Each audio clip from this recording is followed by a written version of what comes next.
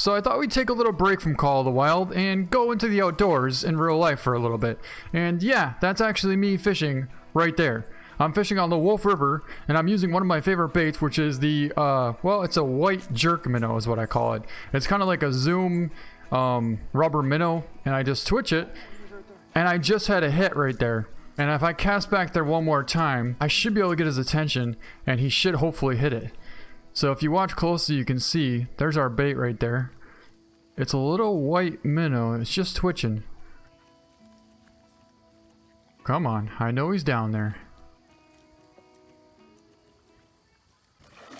Oh my god, that's huge fish is what I would have said, but then the video actually didn't record because my girlfriend thought she was recording and she actually wasn't. Right at the moment when that fish hit, it stopped recording. I'm like, talk about perfect timing. Anyways, this is the fish. He ended up being like an 18-inch smallmouth bass. I didn't exactly measure him, but I measured him with my hand, so he's roughly like 18 and a half inches. A really nice fish, and he fought like crazy. But over the past week or so, we caught quite a few fish. This is the walleye. I actually caught him while I was fishing for Big Northern, and when he hit, I thought it was a Big Northern. And we grabbed the dip net. I thought he was going to be like a 32-inch Northern. Ended up being a 22-inch walleye. So, a very nice walleye. And here is my brother's 19-inch smallmouth bass. That thing was an absolute slob. Super heavy and just one heck of a fighter. And this fish here is a 32-inch northern pike that my brother caught. He caught him. What's interesting about this story, though, is, well, it was pretty intense what happened. We just took a picture, and he's a keeper fish. He's going to be delicious, but we got to get him into the cooler. One problem, we're in a very, very small canoe, and it's really, really tippy, and the water's freezing cold, so we do not want to lose this fish, and we don't want to tip over. So anyways, he was going to put the fish into the cooler.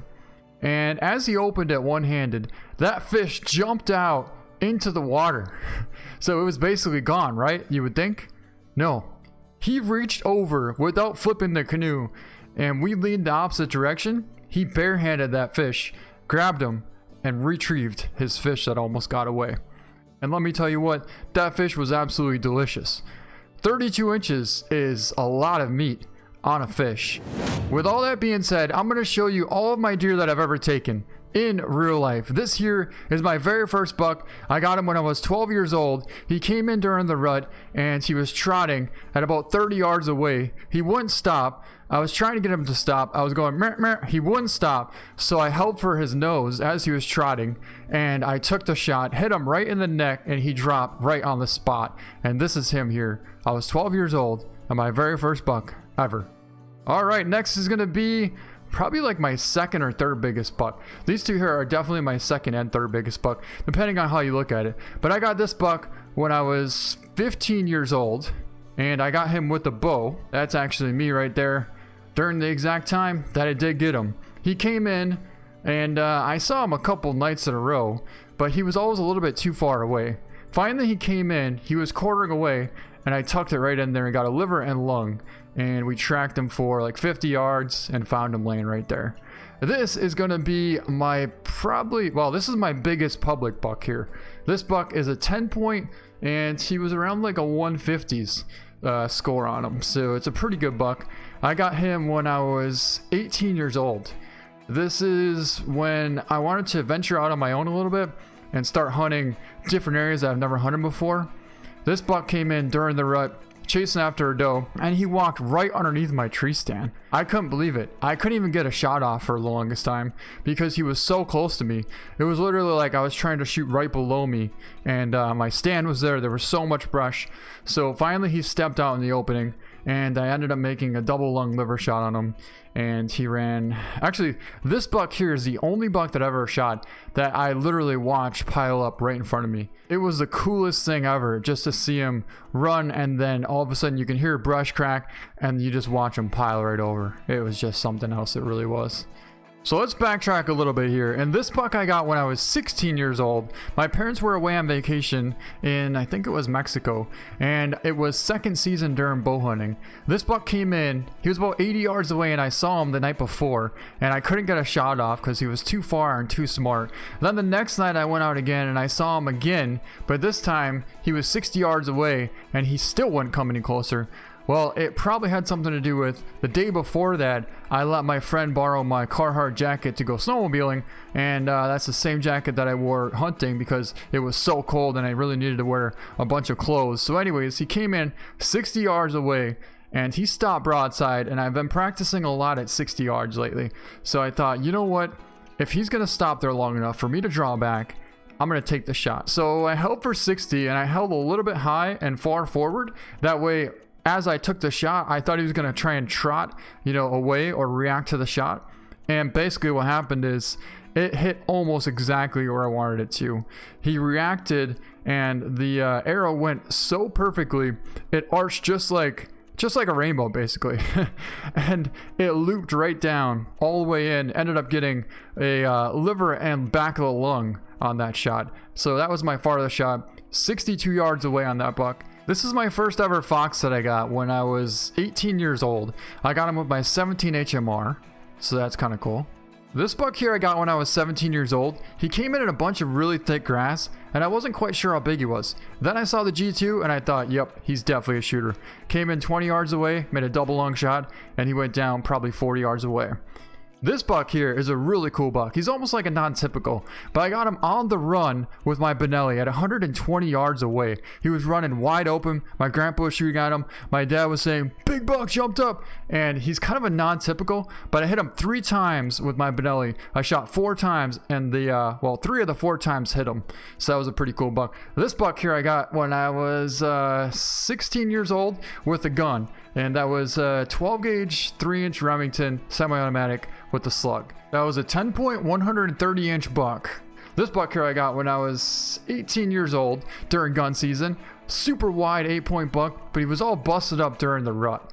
Then this buck here is actually my very first buck that I've ever gotten in my life with a gun. This actually came when I was 13. My first buck I ever got when I was 12 with a bow. But my first buck I ever got with a gun is when I was 13. So yeah, those are all my bucks there. And a lot of different memories. Especially this one. My first ever buck. And that one. 62 yard double lung shot with a bow. And then there's this buck. This is my biggest whitetail I've ever gotten in my entire life.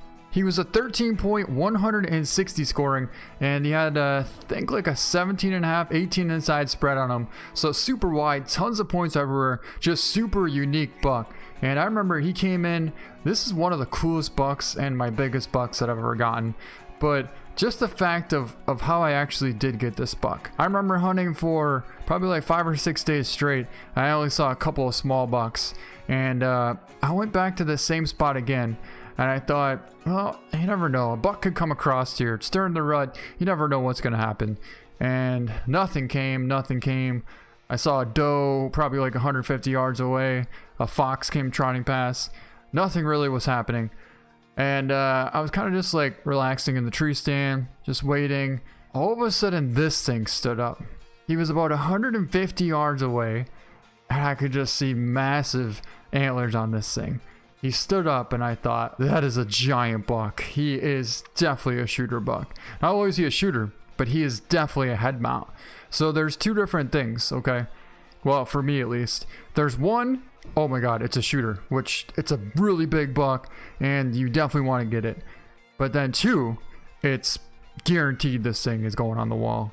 Sometimes shooters, they don't exactly go on the wall because, I mean, it costs a lot of money to get them mounted. So as you could see, a lot of my other bucks that I have, they're shooter bucks, but they just weren't quite head mounts.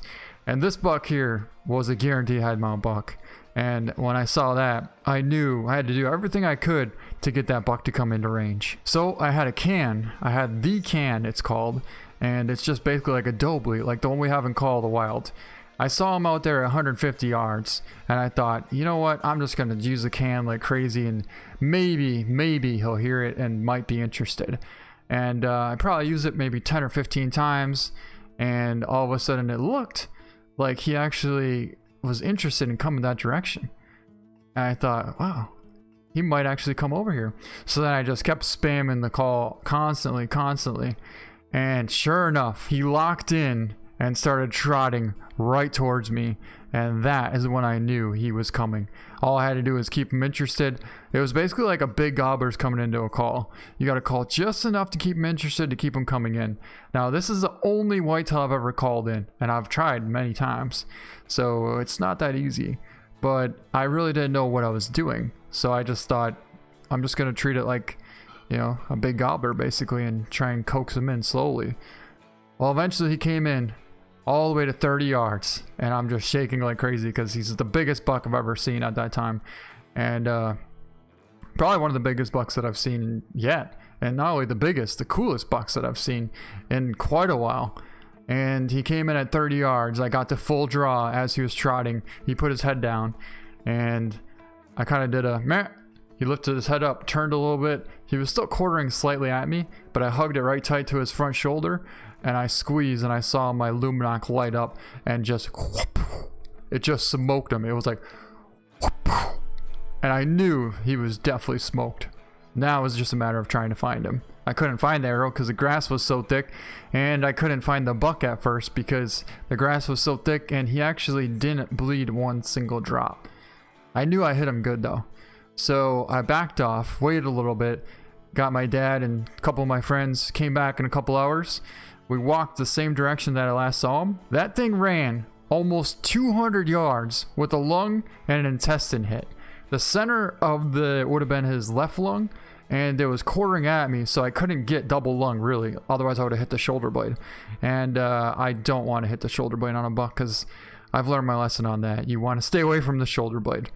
And anyways, yeah, 200 yards away is where that buck laid, and we found him. Not one single drop of blood, because basically he was quartering at me, and when I tucked it behind the front shoulder, the shoulder somehow like covered up the entrance hole, and then the exit hole had intestines sticking out of the hole, so you couldn't find any blood. But I found him, and that's all that matters. And that is all of my bucks in real life. I've hunted a couple years after that, and I hunted, I think, like 3 or 4 years ago. I had like a 140-inch 10-pointer 100 yards away, but he just didn't quite give me a shot. And since then, I just haven't been lucky enough to go. Last year I couldn't go because I was kind of sick for a while, so I couldn't hunt at all. But I do plan on going in the future. However, I don't really know if I'm going to be able to record it that well, but I'll try, definitely. So, yeah, that's going to be it for this video, and I hope you guys enjoyed it. Hope you found out a little bit more about me. Thank you for watching, and we'll see you guys next time.